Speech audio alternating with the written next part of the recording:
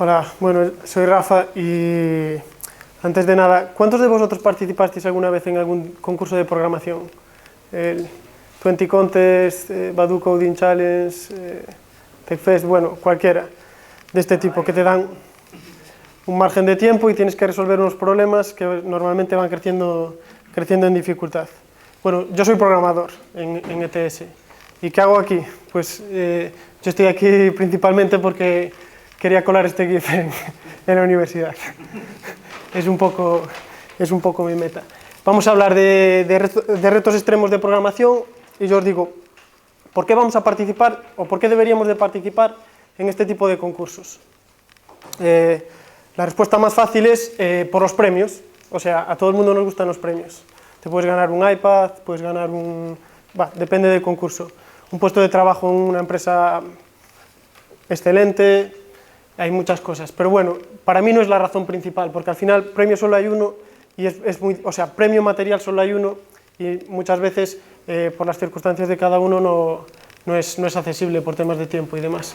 Promoción personal, es muy importante.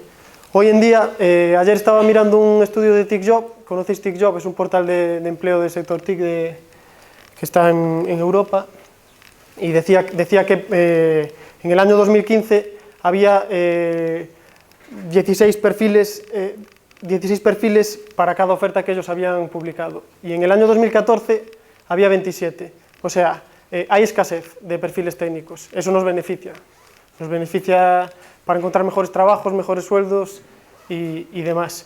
Y este tipo de empresas, las mejores empresas, los procesos de selección los están haciendo con retos de este estilo. O sea, es muy importante. Más allá de ganarlo, te abre muchísimas puertas. Conocer gente. En los concursos siempre conocemos gente. En un hackathon está muy interesante.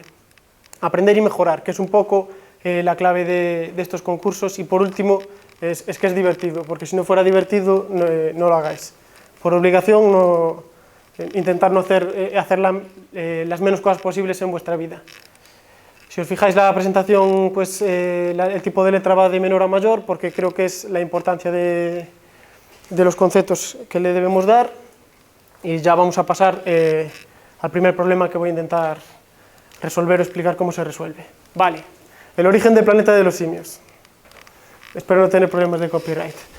Un grupo de investigación secreto está desarrollando un nuevo fármaco que aumenta significativamente la inteligencia. Es hora de probarlo en chimpancés. Bueno, esto es un poco cómo se dio el origen de la película, casi, y vamos a probarlo. Pues este es nuestro problema. Tenemos un chimpancé al que le dimos nuestro fármaco, se volvió súper inteligente, o eso creemos, y la prueba que le ponemos son una serie de interruptores. Inicialmente todos están a on, y una caja con plátanos, porque aunque es súper inteligente, le pierden los plátanos.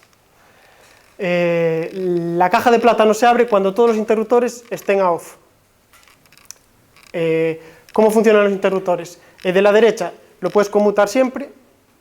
Cualquier otro interruptor se puede conmutar si y solo si el interruptor de su derecha está on y el resto, tanto hacia la derecha o hacia la izquierda, están a off. Irremediablemente queremos abrir la caja cuanto antes. Este es un problema que se presentó este año en el Badu Coding Challenge. Está un poco adornado, pero el problema es el mismo. El objetivo de este problema es encontrar el mínimo número de conmutaciones para n interruptores. ¿Cómo podríamos resolver este problema? Pues yo lo que hago en este caso es empiezo a pintar las posibilidades. Si no es algo extremadamente avanzado, no sé. Pues para dos interruptores, partiendo de que los interruptores están a on, ¿cómo llegaríamos a todos los interruptores a off? Para 3 interruptores, para 4 interruptores, para 5 interruptores, aquí no me cabían, puse puntos suspensivos, y entonces ¿veo algún patrón aquí? Parece que, si os fijáis, vamos a fijarnos en el ejemplo de 4 interruptores. Cuando llegamos aquí, estamos en el mismo caso que el de 3 interruptores. Parece que hemos encontrado un patrón, ya de primeras, que es el número de interruptores que sean, más el número de movimientos del paso anterior. ¿Podemos encontrar más patrones? Pues yo me fijé y dije, voy a contar cuánto tardamos en llegar a que el primer interruptor esté a 0. Y lo he marcado con cajitas rojas. Y lo siguiente que me hice fue pintar las posibilidades, como me quedan. En verde son los que creo que son del paso anterior, en rojo son hasta llegar a 0, y en negro son los que me quedan en el medio. Y me quedan estos datos, y es, ¿podemos sacar alguna regla de aquí? Yo ya veo que esto es n-1, 21, 10, y si os dais cuenta, 10 y 11 es n-2 más n-2 más 1. 5 y 6 es n-2 más n-2 más 1. Y simplemente, poniendo probablemente, yo lo hice hasta el paso 7, lo veis muy fácil con los datos. Entonces, es una relación de recurrencia. Si os fijáis, es una relación de recurrencia muy del estilo de la relación de Fibonacci, con n-2 y n-1. Vale, vamos a plantear un código que lo resuelve. Esto es en Groovy, pero es muy parecido al pseudocódigo, este lenguaje, entonces todos lo vamos a entender. Básicamente, si el caso es 1, devolvemos 1, si en caso de que el número de interruptores sea 2, devolvemos 2, y para el resto de los casos es 2 por n-2 más n-1 más 1. Vale, entonces ya tenemos una solución buena, pero la gente que hace estos problemas es un poco cabrona y lo que te va a meter son 100.000 interruptores o cosas de ese estilo. Y entonces este código tiene el mismo problema que el código simple de la serie de Fibonacci, es que su complejidad computacional, aproximándola, es 2 elevado a n. ¿Por qué? Porque si estamos en el paso 5, para el paso 5 tenemos que calcular el paso 4 y el paso 3. Para el paso 3 tenemos que calcular el paso 2 y el paso 1. O sea, es 2 elevado al número de interruptores. Es un problema. Si esto lo viéramos reflejado en un tablero de ajedrez y dijera, en la primera casilla voy a poner 2 granos de trigo, en la segunda voy a poner 4, cumpliendo el 2 elevado a n. Pues cuando llegáramos a la última casilla no habría granos de trigo suficientes en la tierra para completar el tablero de ajedrez, hacer el cálculo. Entonces, ¿cómo arreglamos esto? Pues lo podemos arreglar cacheando.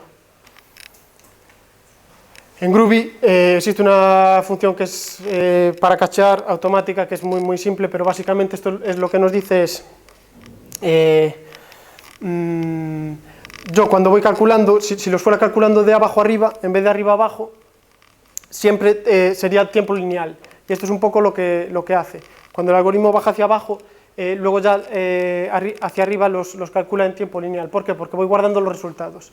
Es como si yo me fuera guardando los resultados anteriores en un bucle y utilizándolos en el siguiente. Entonces es tiempo lineal. Pues esta es la solución perfecta para este problema. Problema 2. Partimos del axioma no probado, ojo, no probado, que ligar es cuestión de probabilidad. Puede ser. Yo hubo una época de mi vida que lo creía, y a veces aún lo creo. Entonces vamos a aprovechar San Valentín, que fue hace nada, y vamos a enviar masivamente flores con un dron antes de que se termine la batería. Es decir, tengo objetivos amorosos y voy a enviar todas las flores que pueda y a ver si alguno me contesta. Es un poco la idea de esto. Vamos a probar su efectividad. Nos estamos acercando un poco a esos perfiles. Bien. ¿Cuál es este problema? Vamos a partir de un mapa bidimensional, o sea, el espacio lo vamos a representar como un mapa bidimensional, donde tenemos n objetivos amorosos. La batería permite un número limitado de movimientos, o sea, las baterías no son infinitas. Es buena época, la ciudad está plagada de rosas. ¿Qué significa esto? Que parar a por una rosa en cualquier momento nos supone un coste de tiempo despreciable, o sea, no lo vamos a tener en cuenta. Y existe un espacio aéreo reservado e infranqueable. ¿Qué significa esto de aquí? Que no se entiende muy bien. Significa que hay paredes, básicamente. ¿Por qué? Porque yo con mi dron por la ciudad hay edificios y no los puedo atravesar. Un dron no se puede elevar a la altura que yo quiera, tiene una serie de límites. ¿Y cuál es nuestro objetivo? Los movimientos mínimos para optimizar las entregas, es decir, entregar todas las rosas que pueda en el número mínimo de movimientos. Esto sería representado nuestro mapa. Tendríamos un mapa de 10 por 10 y tendríamos las T son los objetivos, los targets, las X son muros infranqueables y nuestro dron es la D. Y entonces partimos de esta posición y deberíamos de entregar rosas en cada uno de esos puntos. Este tablero está puesto así a posta porque luego veremos por qué. Porque si sigues una serie de heurísticas no se consigue la solución óptima. Vale, ¿cómo podemos resolver esto? Pues a mí lo que se me ocurrió es, vale, manejar tableros de 10 por 10 igual es factible, pero manejar tableros de 100.000 por 100.000 igual no lo es. Entonces, como el número de objetivos es muchísimo más pequeño que el mapa en general, o sea, la Tierra es muy grande pero personas no hay tantas, o la ciudad es muy grande pero personas que yo crea que les puedo gustar no hay tantas, entonces lo voy a reducir a un grafo. Me quedo con los nodos, y los nodos de mi grafo son los objetivos y donde está mi dron, que sería el nodo inicial. Es un grafo totalmente conexo, es decir, de cada nodo calculo la distancia a cualquiera de los otros nodos. ¿Cómo lo hago? Con el algoritmo de Dijkstra, no sé muy bien cómo se pronuncia. Pues seguramente que aquí lo conocéis todos. Pues hago esto y entonces digo, no me quedo tan complicado. Horror, ¿qué pasa con este problema? Es el problema del viajante. ¿Conocéis el problema del viajante? ¿Sí? Pues es básicamente el problema del viajante y es NP completo. ¿Y qué significa NP completo? Significa que es un problema NP chungo. Si alguien resuelve esto de una forma buena, para todos los casos, de cualquier dimensión, probablemente recibiríais el premio Nobel o algo de ese estilo. O sea, es imposible pelearse contra esto y está puesto a posta.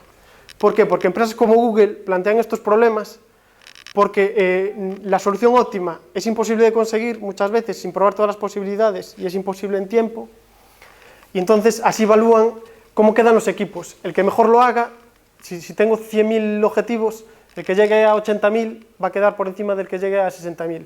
Es un poco el tipo de problemas que plantea Google este. Bueno, como no me rindo fácilmente, ¿qué puedo hacer ahora? Casos pequeños, fuerza bruta. La fuerza bruta es algo que está ahí y la podemos usar. Tableros de menos de 10 por 10, fuerza bruta. Heurísticas y subóptimos. ¿Qué significa esto? Voy a utilizar reglas que me parezcan aceptables. ¿Cómo cuál? Pues la más simple es la del vecino más próximo y es, vale, yo estoy en esta posición. ¿Cuál es mi objetivo amoroso más cercano? Este. Pues voy para allí. Llego, le entrego la rosa. ¿Cuál es mi objetivo más cercano ahora? Este. Llego, le entrego la rosa. O sea, es una aproximación que intuitivamente creemos que es bastante buena.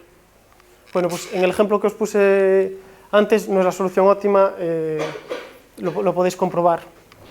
Porque llega un momento que el dron se empieza a cruzar y empieza a hacer cosas raras. Pero heurísticas hay muchas. Puedo elegir el vecino más próximo a mí y más lejano a la meta, que sería al último nodo. O sea, aquí podríamos inventar las que nosotros quisiéramos.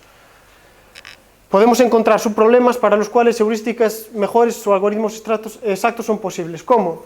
Si nos fijamos que el mapa es un mapa que se parece a un 8. Pues digo, cada una de las partes por fuerza bruta. Si detectamos que el mapa es muy grande, pero los objetivos amorosos son muy pocos. Entonces, para ese tipo de mapas poco poblados o para mapas muy poblados, hay diferentes heurísticas que van a funcionar mejor. Es un poco como lo deberíamos de enfocar. Combinando heurísticas y fuerza bruta, ¿cómo resolví yo este problema? Pues hice la heurística del vecino más próximo, pero iba recalculando, reordenando mis últimos 5 o 6 objetivos. Si entre ellos se podrían reordenar de una forma más óptima, es un poco como resolví el problema. Vale, este es el tipo de problemas que nos podemos encontrar. Estos problemas no son los más fáciles, pero el otro es nivel medio y este ya es nivel más complejo. Vale. ¿Cómo participar en un concurso de estos? Pues aprendiendo a competir. O sea, no es imposible. Yo ni saqué la carrera en los años que debía, ni ese tipo de cosas. Y Y os aseguro que en la mayoría de los concursos los premios y todo están muchísimo más accesible de lo que puede parecer desde fuera. Vale, vamos a afrontar las competiciones, fijándonos en entender el entorno. Es lo más importante de la competición. No es lo mismo participar en el 20 Contest, que son 7 días para resolver 20 problemas, que participar en el concurso de programación de TechFest, que son 3 problemas y solo tienes un día. ¿Por qué? Porque o sea, al final te tienes que distribuir tu tiempo, tienes que distribuir cómo afrontar los problemas.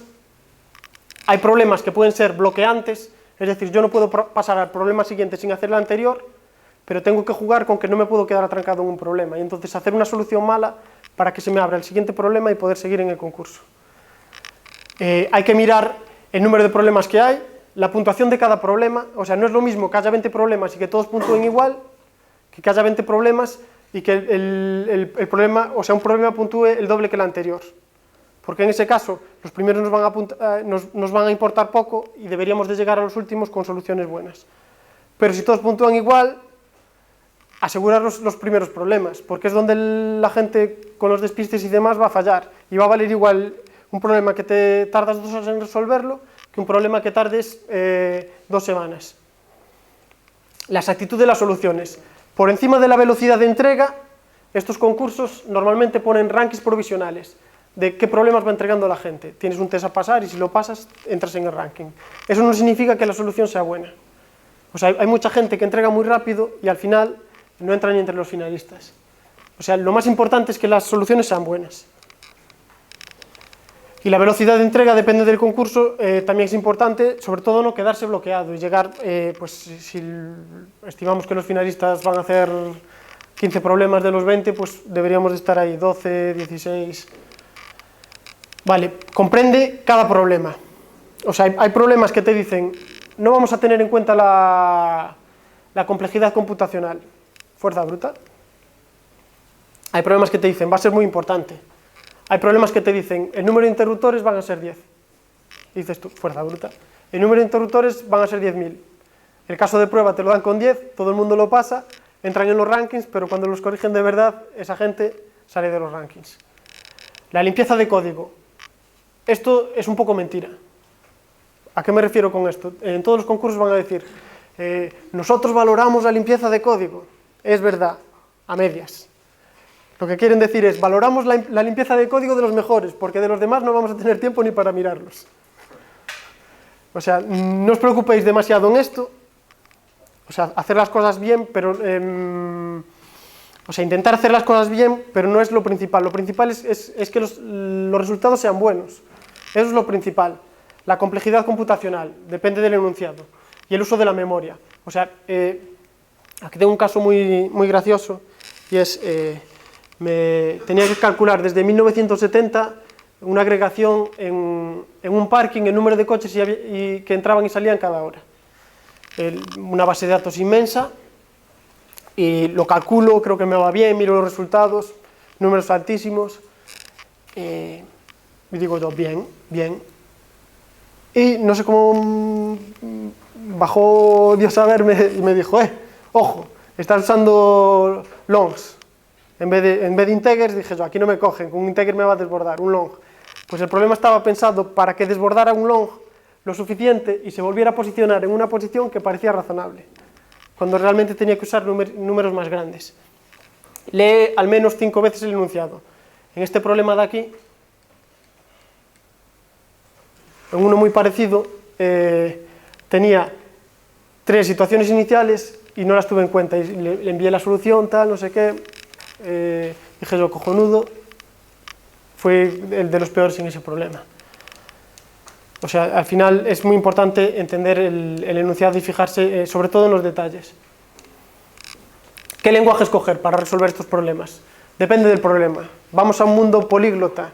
O sea, olvidaros de decir, voy a salir de la universidad y voy a programar en un lenguaje. Eso es mentira. Vas a programar en N lenguajes. Depende de lo que programes. O sea, acaso que estés muy especializado, pero el mundo de la empresa no va hacia ahí, va hacia la programación políglota. Entonces es, Para este tipo de problemas suelen ser buenos lenguajes de alto nivel que permiten scripting, es decir, lenguajes como Python, lenguajes como Groovy. ¿Por qué? Porque no tengo que hacer una infraestructura enorme para empezar a ejecutar algo. Lenguajes poco verbosos, o sea, si nos tenemos que parar a hacer un system.out, .println, no sé qué, para sacar algo, cuando cualquier otro lenguaje con un println lo haces, estás perdiendo el tiempo. Y ya no solo ahí, sino en cosas muchísimo más complicadas. Por ejemplo, Java es muy verboso, suele ser muy malo para este tipo de cosas. No utilicéis Java. Bueno, podéis utilizarlo, pero yo no lo recomendaría. ¿Por qué? Porque es más difícil tener el código limpio cuando tienes muchísimo más código. Excelente manejo de colecciones, o sea, estos lenguajes que te permiten ordenar colecciones, listas, pilas, colas, sets, etcétera, etcétera, etcétera, y manipularlos muy fácil, estos son muy buenos, porque este tipo de problemas suelen ser, gran parte de ellos, con manejo de colecciones. Capacidades funcionales, temas de pattern matching, que el lenguaje te permita hacer funciones recursivas fácilmente. Depende del problema, o sea, yo el problema de los monos, un lenguaje que permita funcional sería perfecto, pero para otro tipo de temas no. Lenguajes que te permitan hacer cosas con grafos muy fácil. Para el tema de los drones es óptimo. Bueno, yo por ejemplo los que uso son Python, Groovy, Haskell o Scala. Bueno, Scala no lo suelo usar, pero bueno, lo metí porque como está de moda queda bastante bien ponerlo ahí. Entrada-salida. Una de las cosas más puñeteras de estos problemas, que yo cuando me enfrenté la primera vez, es que ellos te suelen dar un fichero de texto y tienes que dar otro fichero de texto. Y a veces procesar los ficheros de texto no es obvio. Hay que hacer reglas, hay que hacer cosas. O sea, es una lógica que al final dices, vale, hice toda esta lógica y ahora puedo empezar el problema. Es horrible. A veces te piden la entrada por línea de comando y no es un fichero. O a veces te piden consumir de un API que tienen ellos. O sea, dependiendo de estos, hay lenguajes que tratan con APIs muy fáciles como Groovy o Python. A veces te dicen que tienes que hacer un test, que lo testee. Lenguajes orientados a test o con librerías de test muy potentes. Ojo con las entradas grandes, eso. Ojo con cosas que os puedan desbordar. Si el enunciado te lo dice. Si el n es muy grande, ojo. Ellos te van a decir, para validarte este test tienes que utilizar, para validarte este problema tienes que utilizar este test. Y ese test, el n va a ser pequeño. O sea, ahí te van a coger, cuando realmente en la prueba de verdad te lo van a hacer con uno más grande. Fijaros en eso. Si el problema os dice que en la prueba lo van a hacer con números más grandes. Problemas de rendimiento. O sea, hay problemas que si los haces por fuerza bruta no te llega a tu vida para resolverlos, como puede ser el de los interruptores. O sea, no te llega a tu vida mirando al ordenador, no haciendo la mano. No te llega a tu vida con un ordenador funcionando. Y desbordamientos de memorias. Esto ya es más raro, esto ya suele ser en problemas últimos. Vale, ejemplo de entrada del problema de los drones. Puede ser esto. Esto es un fichero de texto y esto es lo que tendría que sacar. ¿Qué significa esto? Que tenemos dos casos con un tablero de 4x4 en el que hay 5... en que la duración de nuestra batería es de 5 movimientos. Y aquí el segundo caso es, tenemos un tablero de 4x4 y tenemos duración de batería 10. ¿Qué es la salida que deberíamos de dar según el enunciado? El primero es un no, es decir, nuestro dron en 5 movimientos no llega al objetivo, y el segundo es que tardamos 9 movimientos, que es el mínimo, en conseguir entregar las dos rosas. O sea, manejar este tipo de ficheros, parsear este tipo de ficheros, a veces no es tan obvio como parece, depende del problema. Vale, resumiendo, tipos de retos.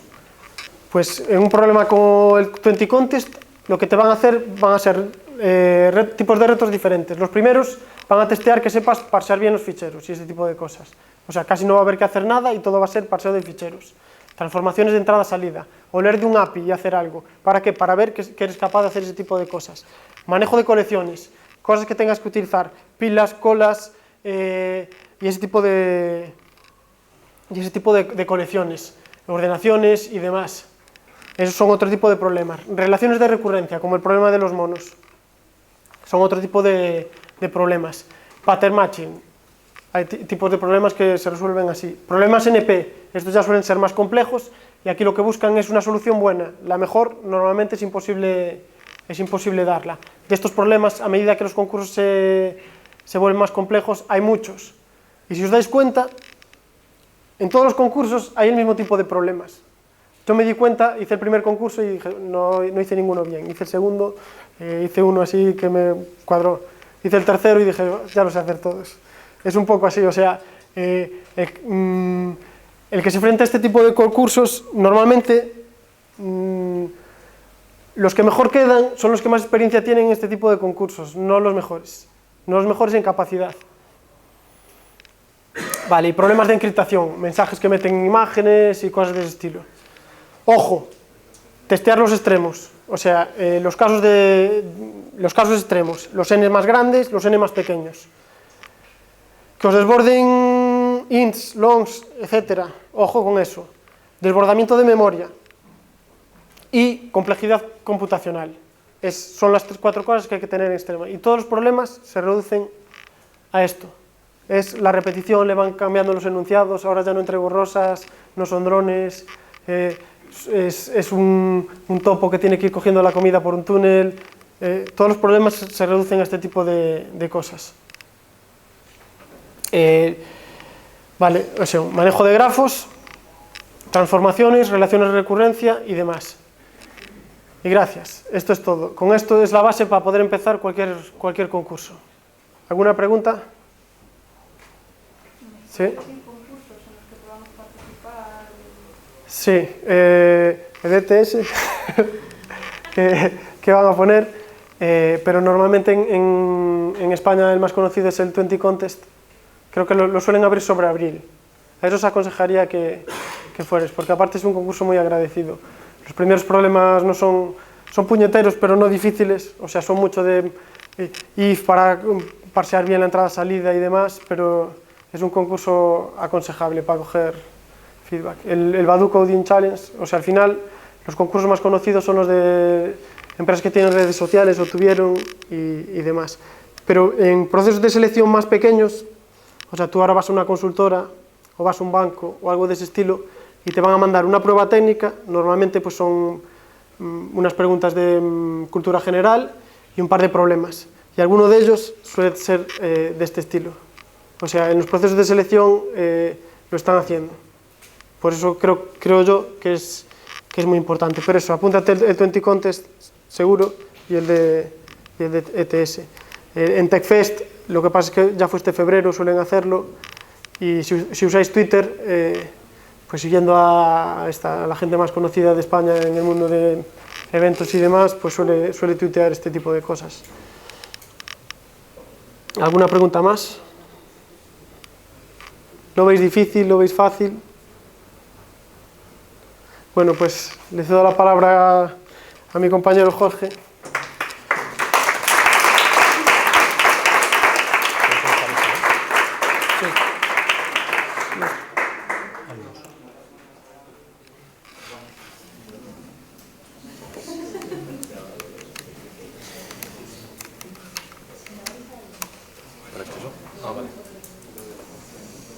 Ahí está.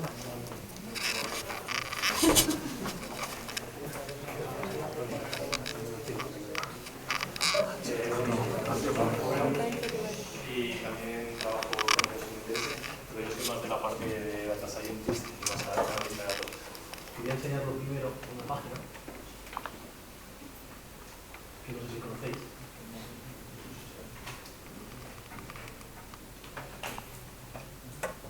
Bueno, aquí lo que se está monitorizando es en tiempo real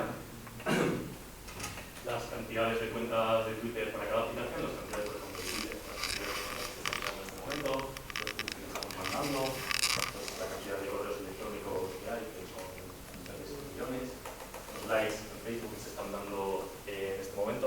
Y todo esto, pues en nada, 25 segundos que yo voy hablando. Para que veáis un poco la cantidad de datos que somos capaces de generar. Y lo curioso de todo esto es que hay gente que los utiliza y hace productos muy interesantes a partir de ellos. ¿Vale? Bueno, estos eran los típicos analistas de datos de toda la vida y ahora pues, se llaman Data Scientists. Y bueno, pues, no sé si conocéis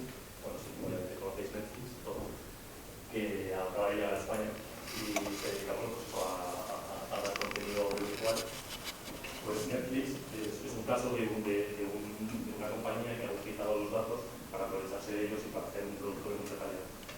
Fue fundada en el 97, al principio competía con Blockbuster, que era un estilo Blockbuster, pero tenía algunos productos y algunas cosas que diferenciaban. Por ejemplo, el acceso vía web, tenía un servicio de correo en el que tú podías darle el DVD y te lo enviaba a casa y te lo podías devolver. No tenía sucursales como puede ser Blockbuster, y tenía un almacén centralizado donde ahí coordinaba todo, entonces ahorraba costes. Y una cosa que ahora mismo parecerá muy obvia seguramente, pero en ese momento no era tanto, y era lo que llamaban ellos el Cinemax, que venía a ser como una especie de recomendador de películas, porque ahora en cada película que veis, pues la podéis rankear y en función de eso, pues os hace unas recomendaciones de tal película.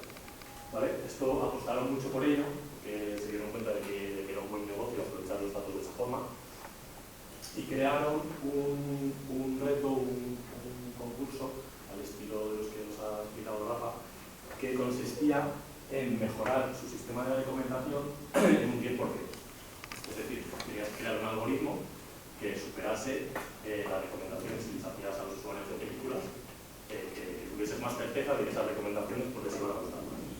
¿Vale? Y tenías que superar, porque esto se hizo muy famoso este concurso, porque ofrecían $1 millón al ganador. Y esto lo hicieron en 2006. Pasó 2006, pasó 2007, nadie lo conseguía, pasó 2008, hasta que llegó 2009 y estos tíos de aquí, el Bedcos Pragmatic Chow, pues consiguieron ganar el primer $1 millón, consiguieron mejorar el error en un 10,06%. Y bueno, pues siguieron montando, eran de AT&T, eran unos data scientists de AT&T. Y bueno, esto parecerá a lo mejor una tontería el de hacer este concurso, pero la realidad es que Netflix se había dado cuenta de que el 75% del consumo de audiovisual que se hacía en su página web provenía de las recomendaciones que ellos hacían. Y además les daba la habilidad de poder negociar con estudios o desarrollar su propia gama de productos a partir de esas recomendaciones, de las preferencias de los usuarios. ¿Vale? Bueno, ahora eso era en 2006, ahora estamos en 2016 y hay un montón de páginas que se dedican a poner este tipo de retos. Estas son más enfocadas al analista de datos, pero bueno, aquí hay muchísimas compañías como Amazon, Facebook, Microsoft, pues ponen sus retos, que al final no deja de ser un algoritmo, la mejora de un algoritmo, la optimización de un algoritmo. Y no solo lo usan como para dar premios, sino que también lo utilizan mucho para contratar a la gente. Es decir, si tú quedas muy bien en el ranking de ese concurso, pues eres una persona apta para trabajar con ellos y para no perder trabajo. Y bueno, pues esta gente que hace este tipo de concursos, que analiza los datos y saca productos de valor, pues son los data scientists. Y en realidad, pues cualquiera de vosotros podéis ser uno de ellos, porque tenéis perfectamente las capacidades para ello. Yo he estado con vosotros como amigos. Y bueno, eso que tú decía que un data scientist era una persona que sabía de matemáticas más que un ingeniero software y que sabía más de ingeniería software que un estadístico. Entonces, al final, no es más que una persona que sabe un poco de todo y que tiene mucha capacidad para desenvolverse en muchos campos. Bueno, ahí veis, pues eso, una persona que sabe de matemáticas, que sabe de programación, de los teatros, que sabe de salud, que tiene curiosidad por los datos, que le gusta resolver problemas, que tiene una...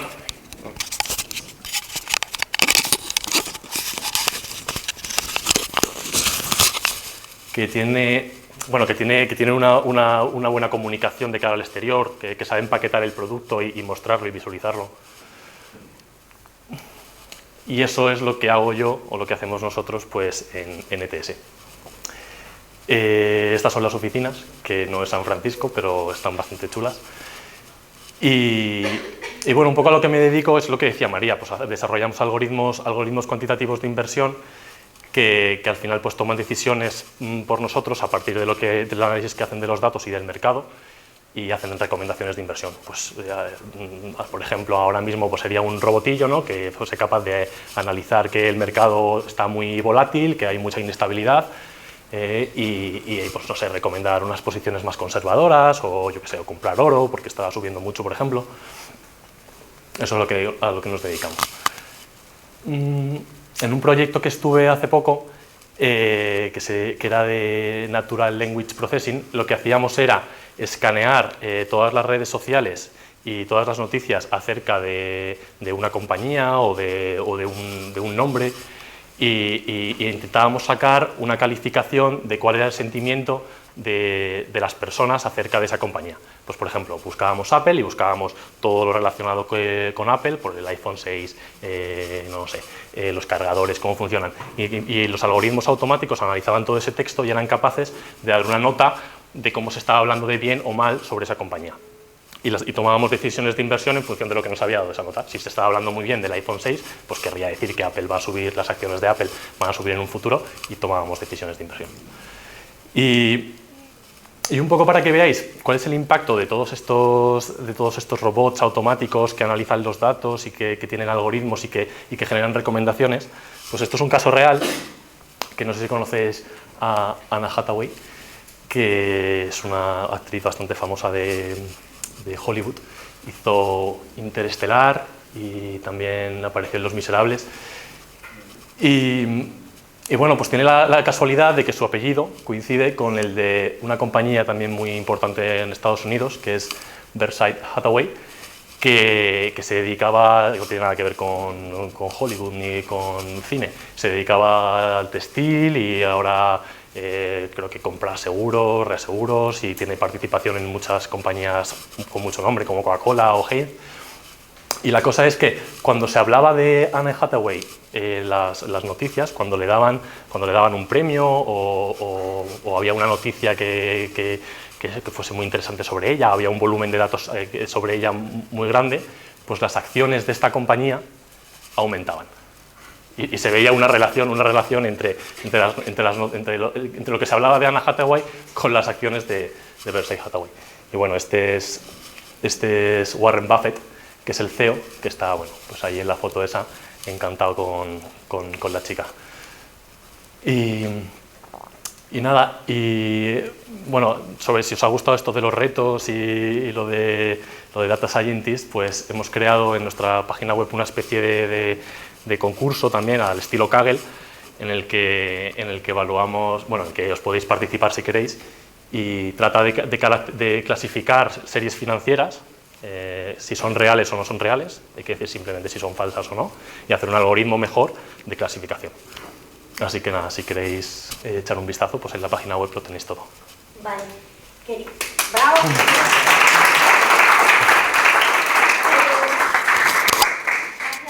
Quería deciros también que además del reto de Data Science, que es el que os ha comentado él por encima, también hay un reto de programación al estilo de los que os ha explicado Rafa Bermúdez, ¿vale? El reto empieza hoy. El que esté interesado en apuntarse, que se meta lo antes posible en la página de ETS, que es ets.es, y en el apartado de Our Humans tenéis un apartado de Challenge, que es donde podéis leer las bases de este concurso y donde podéis además adjuntar vuestro currículum y la solución al reto dentro de una semana. Hay un equipo, digamos, de gente de la Autónoma haciendo ya este reto, pero el vuestro empezaría hoy y acabaría el miércoles que viene. El de programación y el reto de Data Science empezaría hoy y acabaría dentro de 20 días para los alumnos de la Universidad Complutense.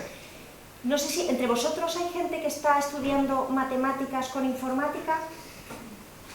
Hay algún caso, ¿no? Para vosotros os va como anillo, bueno, cualquiera de los dos, por supuesto, eso, cotillead, mirad, animaos con lo que sea. El de Data Science yo creo que es muy apropiado para la gente que está estudiando simultáneamente los dos grados.